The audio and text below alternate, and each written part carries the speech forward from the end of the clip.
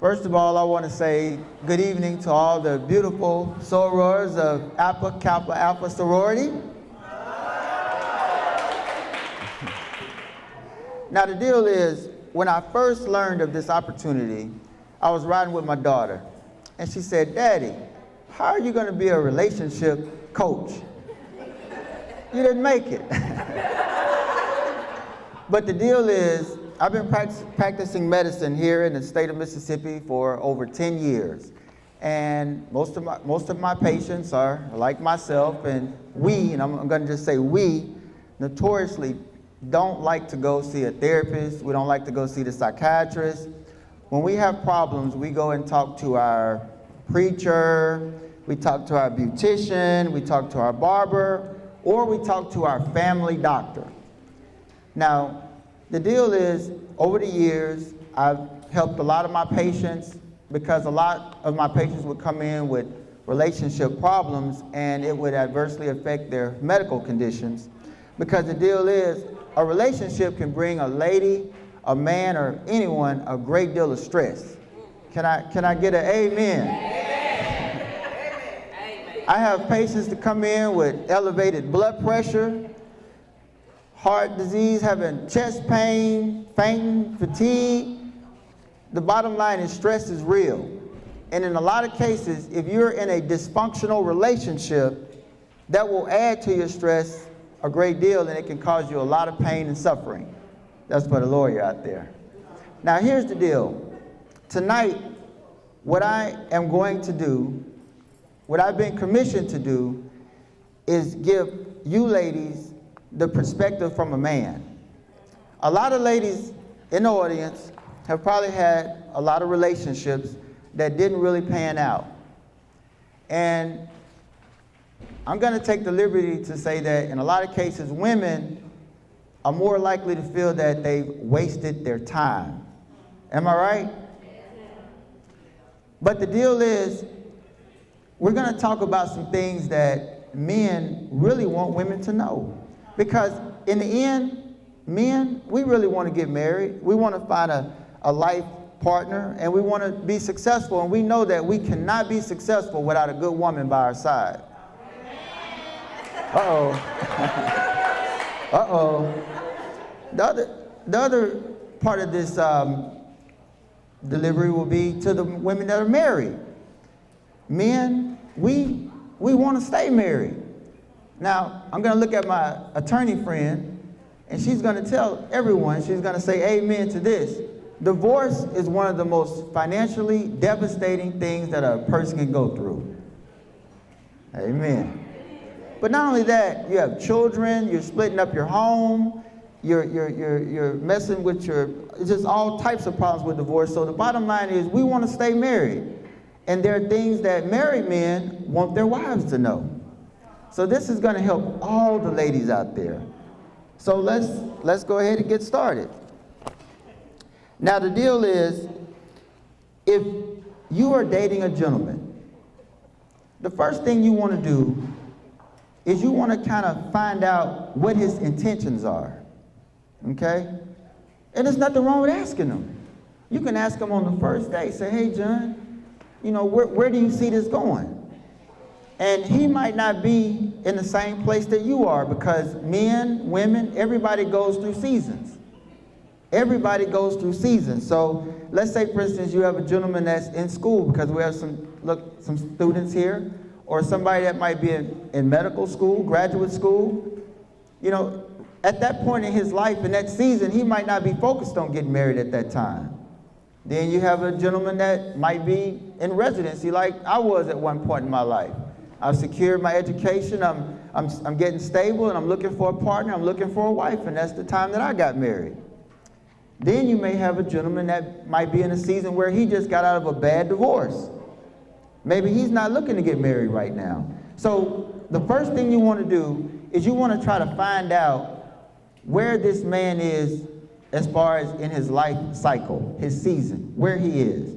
If your season does not match up with his season, then that might not be the best candidate, and you might not want to spend a great deal of time with him if getting married is something you want to do. Now, the deal is, if you do identify a gentleman that you really like, I mean, you really like this guy, you feeling him, everything is great, don't so much listen to what he says, but watch what he does, okay? Now I had to do some research for this talk because I'm a little bit out of my comfort zone right now, so I had to dig down and do some extra research, and it was highly suggested that I research a book called Act Like a Lady, Think Like a Man. That's a good book. That's a good book. Now, Steve Harvey talked about the 3 P's. The 3 P's. The first P you want to watch with this man is how he professes. Professes, how he introduces you. Let's say you and the gentleman, y'all are shopping and you run into one of his buddies. How does he introduce you? Does he say, this is my friend? Does he say, this is Janet Jones? Or does he say, this is my lady? Does he give you a title? That's something you want to watch, because when a man gives a woman a title, he's claiming her. He's saying that she's with me. He's letting all the other men know she's off limits, brothers. And when a man gives another lady a title, us gentlemen, we stay out the way, because that's one of the man rules, all right? So the first thing you want to check out is, how is he introducing you? The second thing you want to do is just kind of watch and see, does he have a tendency to want to provide for you? Okay? So what do I mean by that? Do I mean that he comes to your house and opens your mail and gets your bills out and writes checks and pays all your bills? That's not necessarily what I mean. What I mean is, let's say, hey, y'all like that? I'll pay your rent, I'll cook your dinner. But the bottom line is, let's say, for instance, you're on your way to work, and when you get to work, you notice that your tire is low. Okay, like my car, when the tire is low, the little light comes on and says low tire pressure. So you might walk into your building, you get a text, and it says, hey baby, how you doing today? And you text him back and say, I have low tire pressure. See how he responds. Does he show up at your job to find out if he could, take your car down to the service station, put some air in it?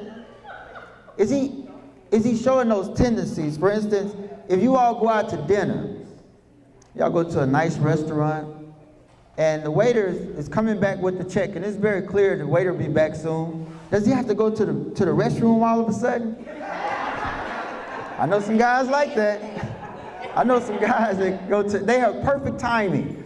Especially when I go on a double date with a couple of friends of mine, they always disappear when the check comes out. Him and his girlfriend. Not going with them no more. But these are little things you want to watch, For instance, if you are running a little bit short, you let them know, say, hey, running a little short, or maybe you're in the kitchen and your stove is not working right. Does he try to fix it?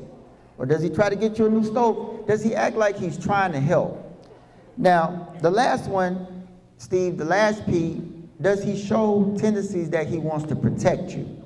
Now, I'm going to tell you, as a man, if I really care for a woman and I see a future with this woman, I'm going to want to protect her. Now, am I going to go beat people up? No, that's not Dr. Quinn. I'm not a ninja man or anything, but I'm going to want to protect her.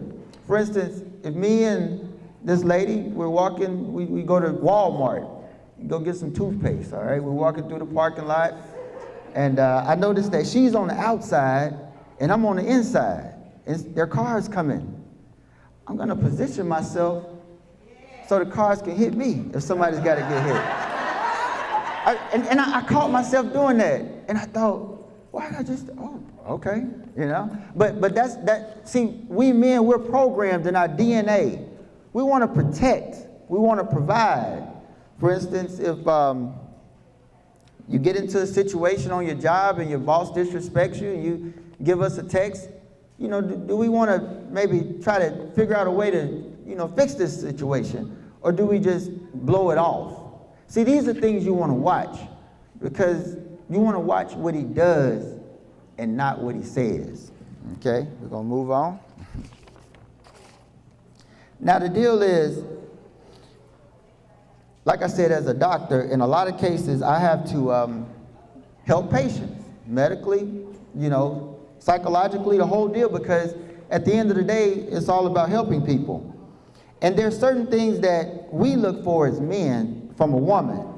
Now, the first thing that we look for from a woman is support, okay? That is so important to us, because if us men, especially us African-American men, and I can say that because I have a majority African-American audience, it's hard out there for us. We're fighting battles all day, dealing with our boss, dealing with our situations, dealing with the police. We have a lot of issues going on, and we want to have a woman that's behind us. Now, as a doctor, like I said, I help a lot of my female patients go through situations as well as the males. And there was this one patient that came to my office, and I'm actually writing a book right now, and this is one of the chapters in the book. But the lady, she was very upset with her husband, and they were actually in the process of filing for divorce. They had a 3-year-old daughter, and I asked her, I said, do you really want to get a divorce? She said, no, and she was crying and all stressed out. I said, well, look, let's come up with a plan. I said, when you get home tonight, put on some nice little clothes and cook the man's favorite meal and tell him to lay across the bed and, give him a massage. And first thing she said, I'm not going to touch him. I was like, well. But, we dug a little bit deeper, and the situation was, he had recently quit his job, and he decided he wanted to open his own business. But the new business was not doing well at all, and it had totally drained their bank account, okay? They were living in an apartment. She was actually working extra hours on her job trying to carry the family. He just wasn't carrying his weight. And, she just started talking about him very negatively, just all this bad stuff about him. And, we had a couple of other visits, and, over time, we sort of changed the way she viewed the situation. But one thing I did was I asked her to show me her Facebook page, and we went back about 4 years when they had just, got married, and there was a picture of her and him, and I noticed on the picture she was hugging him, and she was a little bit lighter. Her hair was very beautiful. She had a little makeup on, and she was looking at him like he was $1 million. And I asked her, I said, how did you feel about him in this picture? And she said, that's the way I felt, that he was $1 million. I said, let's go back. Let's let him be $1 million again. Let's let him be $1 million. Let's treat him like $1 million. And over time, a few more doctor's visits and counseling, she started changing. She wanted to go back to the lady she was. Because the one thing you have to realize, ladies, you cannot change a man. You can only change yourself. And in some cases, if you change yourself, and I mean your whole outlook on things, other things will change with you. And that's what happened with her. She started, getting into her physical shape, trying to, get back in shape, which she did. She started getting her hair done, makeup, cooking for the gentleman. But not only that, she started building him up. Stop telling him you're a loser because you're not making no money, but you're a winner because you have guts to walk off that job, start your own business, and we are going to make this business successful. So she would go to the business and help out. She passed out flyers and got people to come to the business. And a year later, she came to the clinic. She was pregnant. They got together, they counseled the divorce, they started an extended family with another child, and she told me that he had just put her in a brand new home because his business was now so successful. That's support, okay? Now, the second thing that Steve talked about was loyalty. You got to stick by your man. For instance, how many women out there have dated a gentleman or even married a gentleman and your mama didn't like him? Can I get an amen? Amen. All right. Now, you have to respect your mother. You have to respect your mother. Like Birdman say, put some spec on it. But the bottom line is you got to be loyal to your husband. You have to be loyal. And that goes a long way. Let's talk about Steve Harvey's cooking.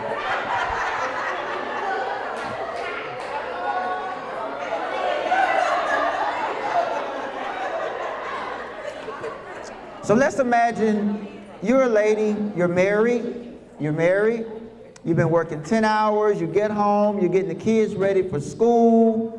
I mean, as far as their homework, you're cooking dinner, you're cleaning up, and you know, it's 10 o'clock at night and you finally make it to the bedroom.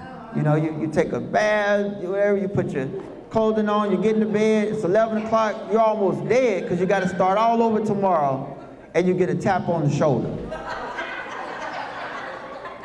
What do you do? Don't you tap me, huh? But the bottom line is this. You have to take care of your man. You have to take care of your man. Y'all are cutting up.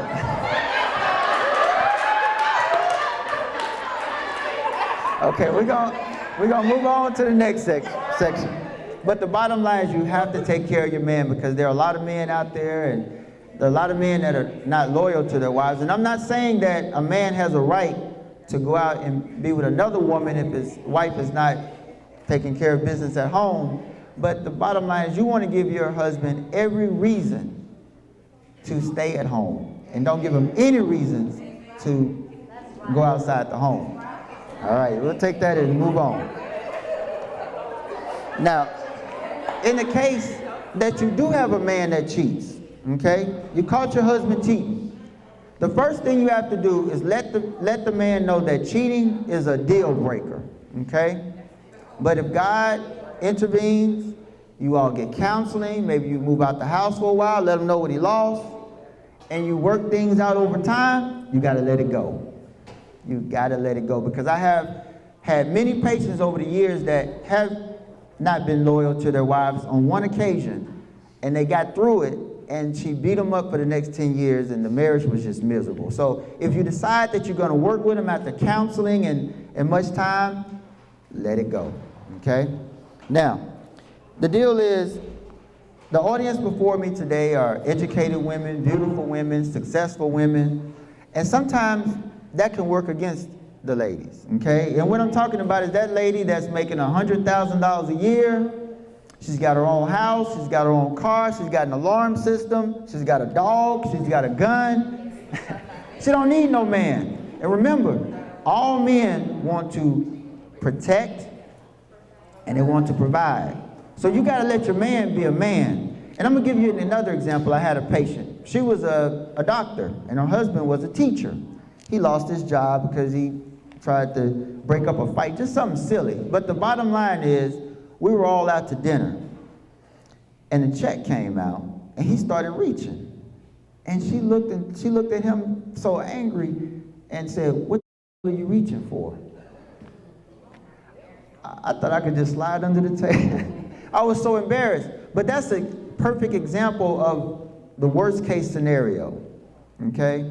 Number one, she shouldn't have done that. She should have just slid her card under the table and let them pay for it, or however they make those arrangements, because when you get married, you're a team, and you have to lift them up. But the bottom line is, you got to get out of that mentality. Not saying that you all are, but I'm just saying that's the situation that a lot of women fall into. So what do you do about it? If you're making a lot more than your husband, the first thing you have to do is realize that you are a team, and the money in the bank is for the family. And you have to let the man be the man. For example, if y'all drive and you're in your car, let him drive. If you go to a restaurant, you go out to the car, stand by the door and let him open the door and let you in. Let him pay, because that's what men really want to do. And if a man doesn't want to do those things, that's not the man that you really want to be with. Okay? Let me see where we are. So I think we pretty much covered a lot of information, and what we're going to do is leave the last 10 minutes so that you all can ask me questions and I can go into detail. But the bottom line is, ladies, you all have the ultimate control of your relationships. You just have to take control and be blessed. Thank you.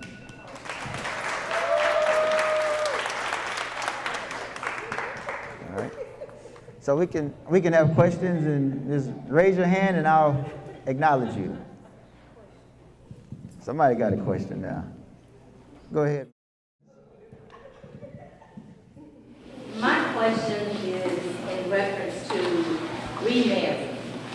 I've been divorced for, 22 years. I'm at the season in my life where I'm ready to reduce my activities in AKA and put my more focus other places. And I guess I keep asking myself, am I at the age where I probably should consider remarrying? I don't think that there's any age that a woman or a man can reach that they can not consider being in the most happy state that they could possibly be in, which is a union with a husband or a wife. There is no age. I've had patients to remarry at 60, 70, even 80 years old, and I highly encourage it. Now, for some, I have to tell them, cut down on the activity because you might have a lot of heart problems.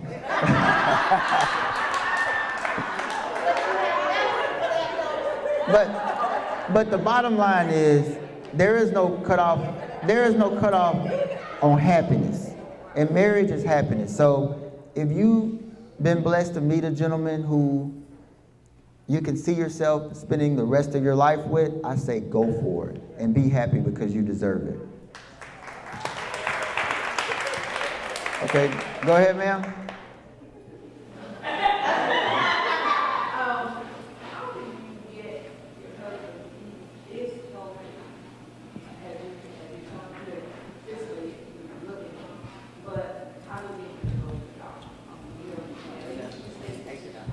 How do you get your husband to go to the doctor? That's hard. That's really hard because men, we're strong, we're tough, we're not weak. We don't need the doctor. And you love your husband, and you know that if he has medical problems and they're diagnosed early, then something can be done. For instance, prostate cancer. I think the best way to get your husband to go to the doctor is to, first of all, offer to go with them, because that's very helpful. And most of my men that come to the doctor, they usually have their wife with them, and some of the men that are younger, like in their 20s, they have their mother with them or their girlfriend. But I say, just go to the doctor with them and encourage him and tell him that you want him to go because you love him and you want to spend many, many more years with them. And you know that if he has a medical condition that's undiagnosed, if it's diagnosed, there's a much better chance that you all will be together for the next 50 years.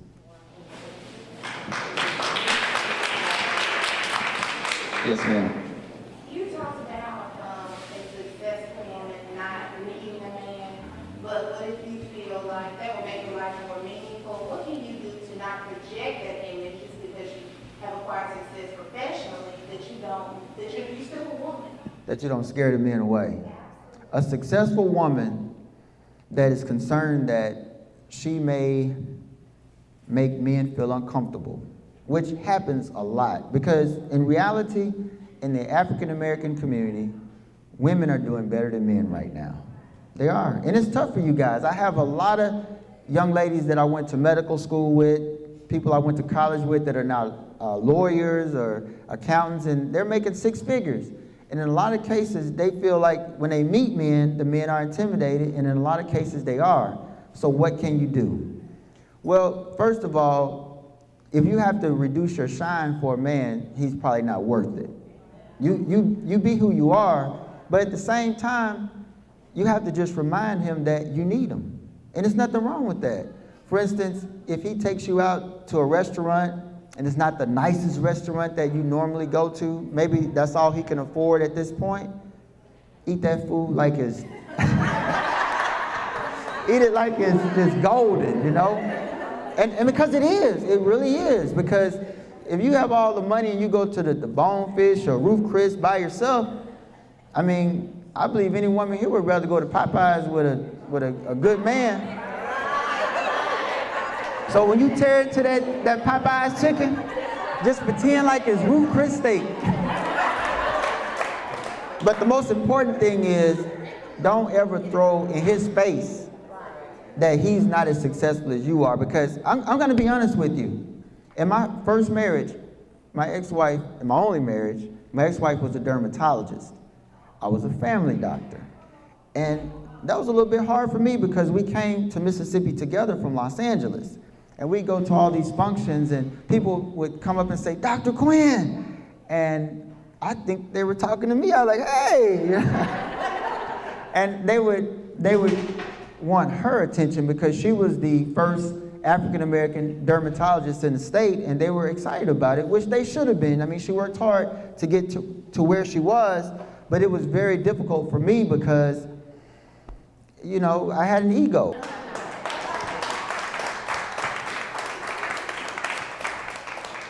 Any other questions?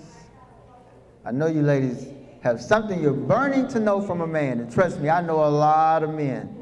A lot of successful men that are just looking for a wife, and they're just saying, Doc, if I could just meet a lady that...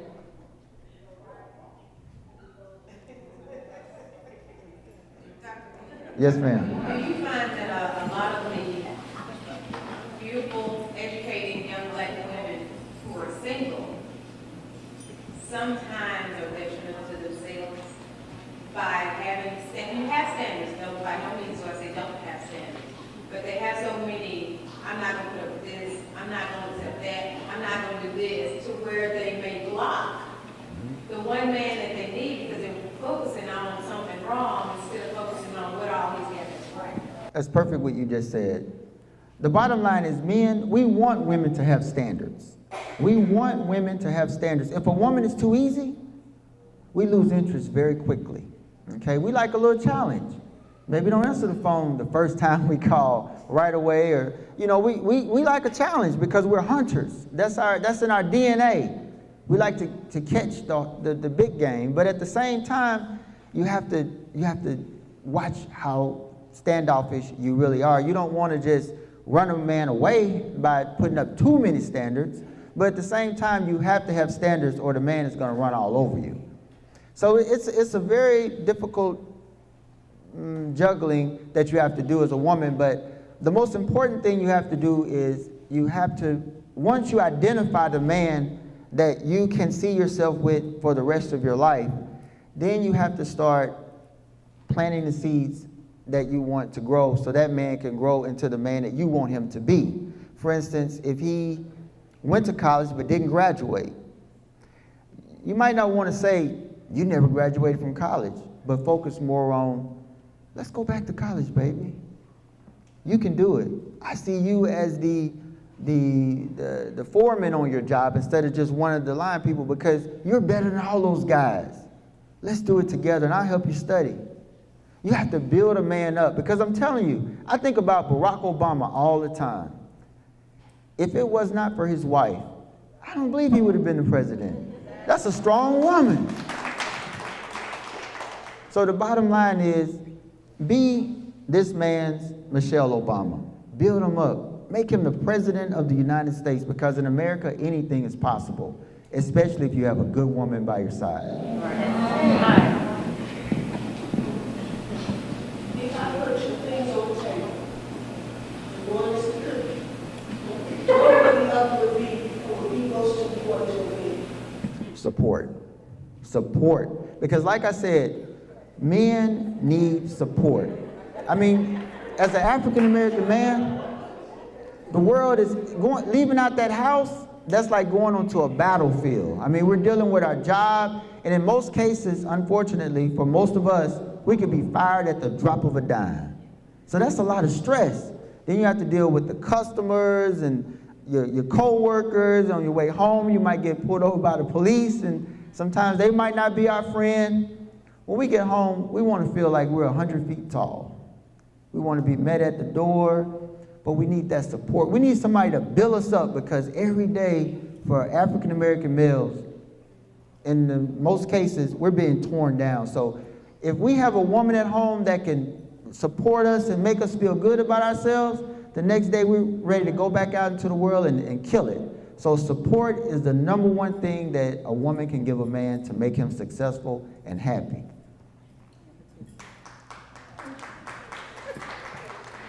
I understand with the promoting the support, but y'all are horrible at giving the support. I realize that. Men, we are horrible at giving support. And I'm going to give you a scenario from Steve Harvey. He talked about a woman that went to work, and she had on a pink blouse with yellow flowers. She returned to the home, and she was so upset because another woman knew that she had the pink blouse with the yellow flowers, but she had the nerve to wear that shirt to work, and just kept walking back and forth to the coffee pot. And the woman, when the husband got home, she needed his support so she could talk about that woman with that pink shirt with those yellow flowers.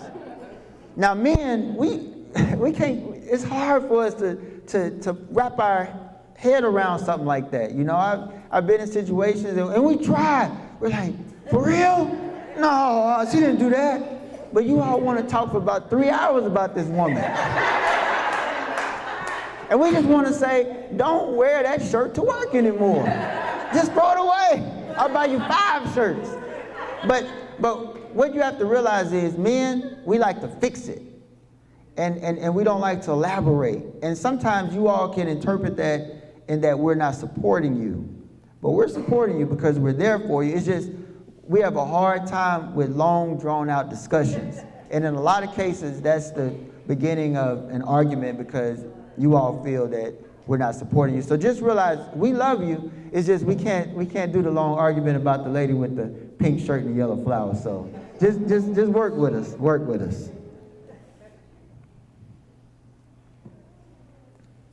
Okay, well, I think we've covered a lot of topics, and I hope that the information that we gave tonight will be helpful, and every lady in here can just live in happiness with the man that's the luckiest man in the world to be with one of the beautiful women of Alpha, Kappa, Alpha Sorority.